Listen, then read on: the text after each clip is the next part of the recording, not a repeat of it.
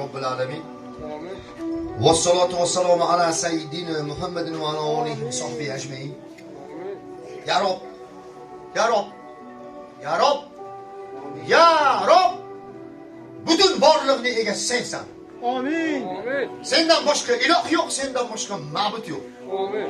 Butun borliqni, mavjudotni, mahluqotni, koinotni, nabototni, hasharotni, insu jinsini bizlarni aqlimiz siqqan va aqlimiz siqqandan ham milliard chandon aqlimizga sig'magan narsalarni ham mulkni egasi faqat sensan Robbim.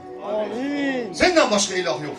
Poklikda va go'zallikda senga teng keladigan zot yo'q, bo'lmagan, bo'lmaydi ham Parvardigor.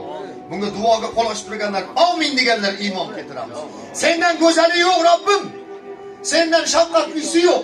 Sendan rahmdili yo'q. Asraguvchilikda ham senga teng keladigan zot yo'q. Bo'lmagan, bo'lmaydi ham. Rahmating bilan bizlarni doim asragin.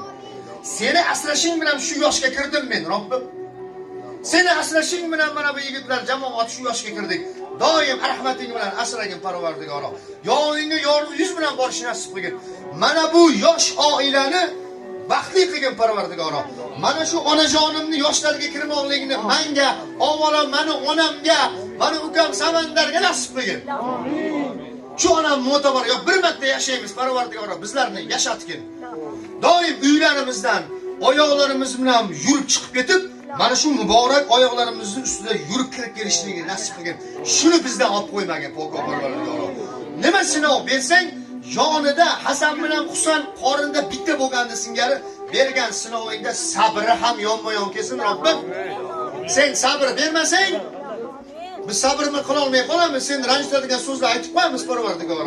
Bandalik qilib, sabri bilan bergin, yoshlarni baxtini bergin, qo'sha qaratgin. Bu yoshlarga Rasul Akram sallallohu alayhi vasallam hazratlari go'zal ummatlikka da'vogarlik qiladigan, ota-onasiga bu dunyoda ham oxiratda ham rahmat olib keladigan va butun mahsharda havas qilib turgan paytda otasi va onasiga tosh kiygizadigan Xudo xolisi zurriyotlardan bersin. Hammamizga ham keyingi yildagi farzand to'ylariga ham kelishi nasibu ro'za aylasin Robbim. Robbana atina fid dunya hasanatan va fil oxirati hasanatan va qina azabannar.